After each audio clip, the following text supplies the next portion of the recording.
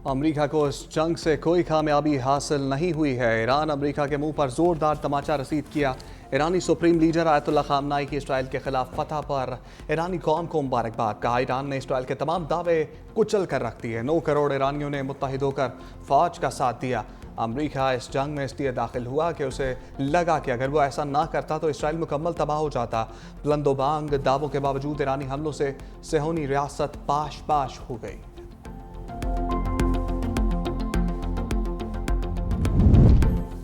वज़ीर दिफा ख्वाजा आसिफ की इसराइल के ईरान पर गैर कानूनी और बिलाश्तियाल हमलों की शदीद मज़म्मत। बीजिंग में SCO वज़राए दिफा इजलास में वज़ीर दिफा ख्वाजा आसिफ की शिरकत।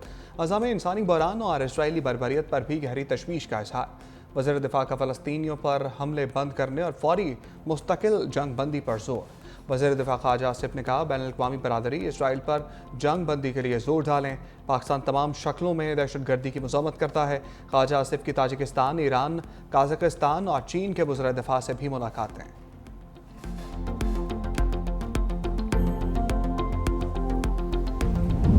कौमी असम्बली में वफाकी बजट की शिकवार मंजूरी। अपोजिशन की कटौती की तमाम तरमीम मुस्तरद कर दी गई।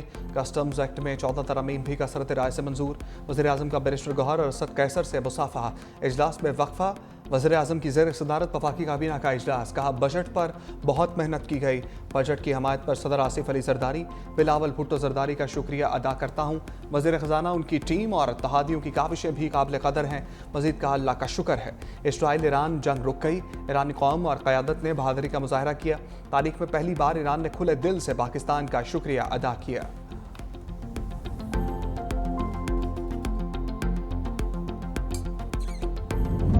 हुकूमत ने बजट में तनख्वाहदार तबके को रिलीफ दिया। तनख्वाहदार तबके पर 12 लाख रुपए इनकम पर टैक्स नहीं होगा। Chairman peoples party Bilawal Bhutto का कौमी असम्बली में इज़हार ख्याल। का पीपल्स पार्टी के एहतजाज के बाद सोलर पैनल्स टैक्स में कमी की। पीपल्स पार्टी के एतराज़ के बाद FPR के हवाले से हमारी तजावीज़ मानी गई।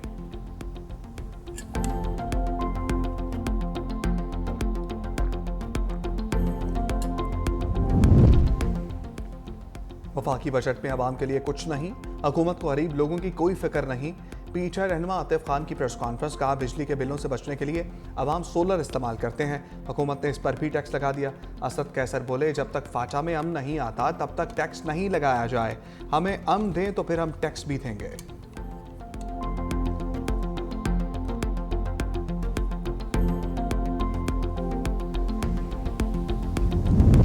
लाहौर, रावलपिंडी, फैसलाबाद, मुल्तान समेत पंजाब भर में बादलों का राज। कहीं हल्की तो कहीं तेज़ बारिश। गर्मी और हबस की छुट्टी हो गई। लाहौर में वक्फे से अब्र रहमत। इस्लामाबाद, रावलपिंडी में जल थलेक हो गया। फैसलाबाद के नशेबी इलाकों में पानी जमा होने से शहरियों को मुश्किलात। सरगोदा, खुशाब, मरी, गुजरात, मियाँ चन्नू, चीचावतनी, अटक में भी बादलों ने रंग जमा कर रखा। पत्तों की पाकपतन, उकाड़ा, कसूर, सियालकोट, शकरगढ़, जड़ावाला, शेखपुरा समेत कई शहरों में बारिश के बाद मौसम खुशगवार। बादलों ने शहर कायद का रुख कर दिया। महकमे मौसमियात ने आज से कराची में अब्र रहमत बरसने की नवीद सुना दी।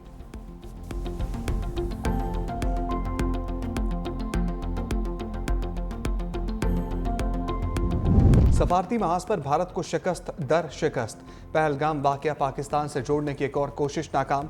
भारतीय मुतालबे के बावजूद शंघाई ताउन तंजीम के अरकान का पहलगाम वाक़या एलामिया में शामिल करने से इनकार। भारतीय वफूद की तमाम तर कोशिशों के बावजूद रुकन ममालिक ने एलामिया तब्दील करने से इनकार कर दिया। बलूचिस्तान में बदअमनी फैलाने की भारतीय साजिशों का जिक्र एलामिया में मौजूद होने पर भारतीय वजीर राजनाथ सिंह तिलमिला उठे। हठजर्मी का मुजाहरा करते हुए एलामिया पर दस्तखत से इनकार कर दिया।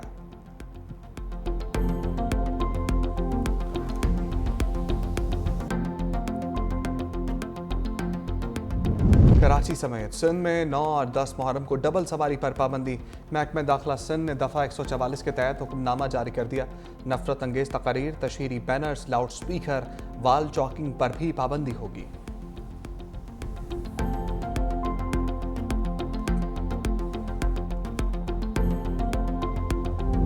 पंजाब हुकूमत ने मुहर्रम हराम के दौरान ड्रोन उड़ाने पर पाबंदी लगा दी। वज़ीर इत्तलात पंजाब असमा बुखारी ने प्रेस कॉन्फ्रेंस में कहा, मुहर्रम हराम के दौरान ड्रोन उड़ाने की इजाज़त नहीं होगी।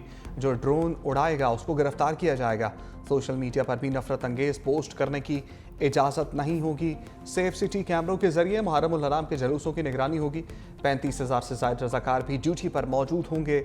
जलसे के रूट्स पर इजाफी कैमरों से भी निगरानी की जाएगी।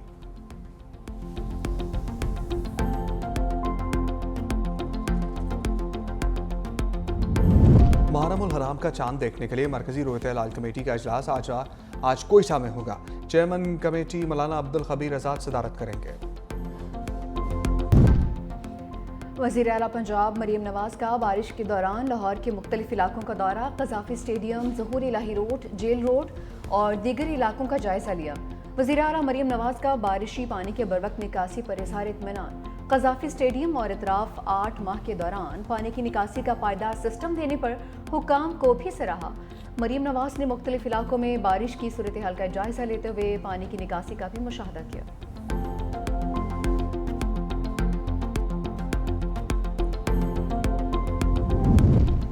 बादलों ने शहर का रुख कर दिया। महकमा मौसमियात ने आज से कराची में अब्र रहमत बरसने की नवीद सुना दी। कल भी वक्फे वक्फे से बादल बरसेंगे। हफ्ता और इतवार को मूसलाधार बारिशों के बायस अर्बन प्लाटिंग का खदशा।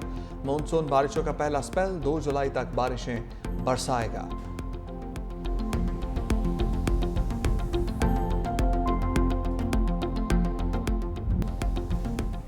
ईरान से मुज़ाकरात अगले हफ्ते होंगे। अमरीकी सदर ट्रंप का ऐलान, कहा कि बातचीत के बाद ईरान से मुआहदा भी हो सकता है। इसराइल और ईरान ने जंग लड़ ली है, दोबारा जंग का इम्कान नहीं है। जैसे हिरोशिमा और नागासाकी पर हमले से जंग रुकी, ऐसा ही ईरान पर हमले से हुआ है। हमने ईरान पर बहुत तेज़ी से हमला किया। जौहरी मवाद मुंतकिल करने का वक्त नहीं मिला। ईरान की जौहरी तनसीबात अब फ़ाल नहीं रहेंगी। अगर ईरान तेल बेचना चाहता है तो बेचे। चीन अगर चाहे तो ईरान से तेल खरीद सकता है। नेटो समिट में गुफ्तगू के दौरान ईरानी मिसाइलों से इसराइल में तबाही और बर्बादी का एतराफ़ भी किया। कहा ईरान ने दोबारा न्यूक्लियर हथियार बनाने की कोशिश की तो फिर हमला करेंगे। अमरीकी सदर की फील्ड मार्शल आसिम मुनीर की एक बार फिर तारीफ का। मेरी मुलाकात पाकिस्तान के फील्ड मार्शल सैयद आसिम मुनीर से हुई। फील्ड मार्शल मेरे दफ्तर में तशरीफ़ लाए। वो मेरे बहुत अच्छे दोस्त, एक सच्चे और शरीफ आदमी हैं। मैंने तिजारत आगे बढ़ने की बात की तो फील्ड मार्शल का जवाब मुस्बत था। मज़ीद बोले, मेरे मौजूदा दौर में बड़ी कामयाबी पाक भारत जंग रुकवाना है। पाकिस्तान और भारत के पास जौहरी हथियार हैं। एटमी जंग हो सकती थी। मोदी से कहा, जंग जारी रखी तो आपसे तिजारत नहीं करेंगे। मेरी कोशिश है कि अपनी ज़िंदगी में अमन मुआहदे करूँ।